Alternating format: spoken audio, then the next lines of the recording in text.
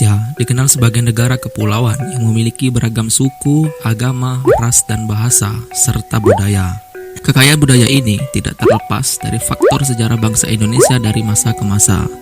Indonesia pernah mengalami berbagai macam zaman seperti Hindu-Buddha, Islam, zaman penjajahan, kemerdekaan, sampai masa reformasi sekarang ini.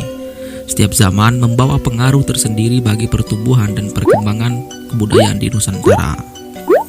Jauh sebelum Islam masuk dan berkembang di Nusantara, masyarakat telah memiliki keragaman budaya dan tradisi. Bahkan sebelum agama Hindu-Buddha masuk ke Indonesia, masyarakat telah memiliki kepercayaan kepada benda-benda alam dan ruh nenek moyang. Kepercayaan kepada benda-benda alam dan ruh nenek moyang ini berpengaruh pada pola kehidupan masyarakat. Banyak upacara ritual dilakukan sebelum melakukan kegiatan tertentu. Misalnya, ritual sebelum melaksanakan hajatan, kelahiran, perkawinan, kematian, dan lain sebagainya. Tradisi ini mereka lakukan turun-temurun dari satu generasi ke generasi berikutnya. Mereka patuh menjalankan tradisi tersebut karena beranggapan jika terjadi pelanggaran akan mendapat kutukan dari arwah nenek moyang yang akibatnya akan mendatangkan bencana di tengah-tengah masyarakat. Masuknya kebudayaan Hindu-Buddha dari India ke Nusantara melalui proses penyesuaian dengan kondisi masyarakat tertentu. Tentu saja penyesuaian ini tanpa menghilangkan unsur asli budaya di Nusantara. Di antara pengaruh budaya Hindu-Buddha dalam kebudayaan Indonesia, misalnya tampak pada seni rupa dan seni ukir. Di bidang seni rupa dan seni ukir, terlihat pada relief atau seni ukir pada dinding-dinding candi. Sebagai contoh, pada relief Candi Borobudur tampak adanya perahu bercadik yang merupakan gambaran pelaut nenek moyang bangsa Indonesia. Terdapat pula relief yang menggambarkan riwayat Sang Buddha sekaligus ada gambaran lingkungan alam Indonesia. Akulturasi merupakan proses pencampuran antara unsur kebudayaan yang satu dengan kebudayaan yang lain sehingga terbentuk kebudayaan yang baru tanpa menghilangkan sama sekali ciri khas masing-masing kebudayaan lama. Budaya Islam adalah segala macam bentuk cipta, rasa, dan karsa yang berasal dan berkembang dalam masyarakat serta telah mendapat pengaruh dari Islam. Budaya dalam pandangan Islam adalah sebuah tata nilai dan tradisi yang berkembang dari ajaran Islam.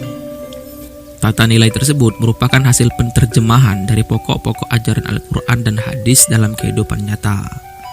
Sedangkan yang dimaksud dengan tradisi Islam ialah kebiasaan atau adat istiadat yang dilakukan turun-temurun oleh masyarakat dan di dalamnya mengandung ajaran-ajaran Islam.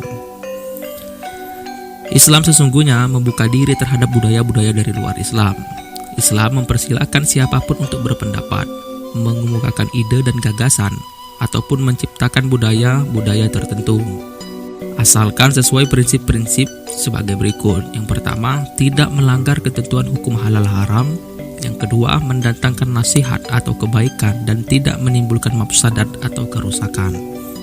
Dan yang terakhir yakni sesuai dengan prinsip al-wala, yakni kecintaan yang hanya kepada Allah Subhanahu wa taala dan apa saja yang dicintai oleh Allah Subhanahu wa taala, serta al-bara yang berarti berlepas diri dan membenci dari apa saja yang dibenci oleh Allah Subhanahu wa taala. Maksudnya Islam ke Indonesia membawa pengaruh pada sistem penanggalan. Islam menggunakan kalender Hijriah yang berpatokan pada perputaran bulan. Bentuk akulturasi antara penanggalan Islam dengan penanggalan Jawa dapat terlihat pada penamaan bulan berikut ini.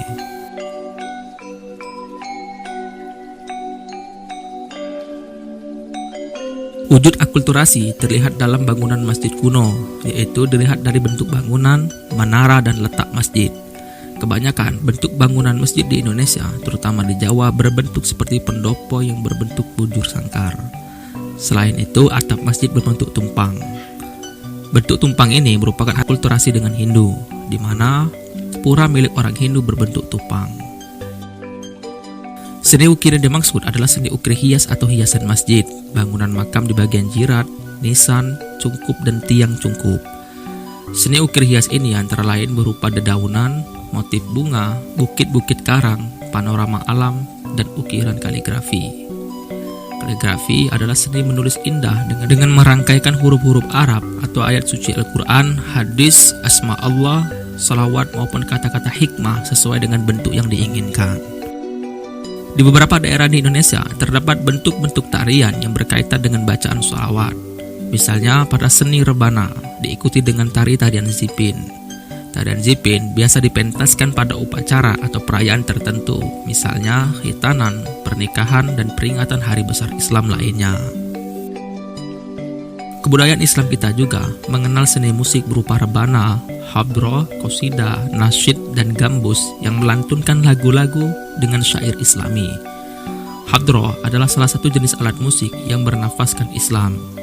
Seni suara yang diiringi dengan rebana sebagai alat musiknya. Sedang lagu-lagu yang dibawa adalah lagu yang bernuansa Islami, yaitu tentang pujian kepada Allah Subhanahu wa taala dan sanjungan kepada Nabi Muhammad SAW.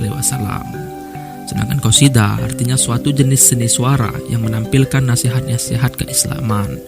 Lagu dan syairnya banyak mengandung dakwah Islamiyah yang berupa nasihat-nasihat, salawat kepada Nabi, dan doa-doa. Seni pertunjukan wayang kulit merupakan perpaduan kebudayaan Jawa dengan unsur keislaman. Wayang pada mulanya dibuat dari kulit kerbau. Hal ini dimulai pada zaman Raden Fata. Dahulunya, lukisan seperti berbentuk manusia, kemudian para wali mengubah bentuknya. Dari yang semula lukisan wajahnya menghadap lurus, kemudian agak dimiringkan. Sumber cerita dalam mementaskan wayang diilham dari Kitab Ramayana dan Mahabharata. Tentunya para wali mengubah menjadi cerita-cerita keislaman, sehingga tidak ada unsur kemusyrikan di dalamnya. Salah satu lakon yang terkenal dalam pewayangan ini adalah Jimas Kalimasada, yang dalam Islam diterjemahkan menjadi jimat kalimat syahadat. Seni sastra yang berkembang pada zaman Islam umumnya berkembang di daerah sekitar Selat Malaka atau daerah Melayu dan Jawa. Ditinjau dari corak dan isinya, kesastraan zaman Islam dibagi menjadi beberapa jenis. Yang pertama yakni babat, adalah dongeng yang sengaja diubah sebagai cerita sejarah. Babat merupakan campuran antara fakta sejarah, mitos, dan kepercayaan. Contohnya babat Tanah Jawa, babat Cirebon, babat Mataram, babat Surakarta, babat Giyanti, dan babat Pakepung. Yang kedua yakni hikayat. Hikayat ialah cerita atau dongeng yang biasanya penuh dengan keajaiban dan keanehan. Di antara hikayat yang terkenal adalah hikayat Raja-Raja Pasai, hikayat 1001 Malam, dan hikayat Bayan Budiman, serta yang lain-lainnya. Yang ketiga yakni suluk. Suluk ialah kitab-kitab yang menguraikan soal tasawuf. Kitab suluk sangat menarik karena sifatnya panteisme, yaitu menjelaskan tentang bersatunya manusia dengan Tuhan, atau lebih dikenal dengan manunggaling kawula lan Gusti. Kesenian debus difungsikan sebagai alat untuk membangkitkan semangat para pejuang dalam melawan penjajah. Debus merupakan seni bela diri untuk memupuk rasa percaya diri dalam menghadapi musuh. Kesenian ini mempertunjukkan aksi kekebalan tubuh terhadap benda-benda tajam. Filosofi dari kesenian ini adalah kepasrahan kepada Allah Subhanahu wa taala yang menyebabkan mereka memiliki kekuatan untuk menghadapi bahaya.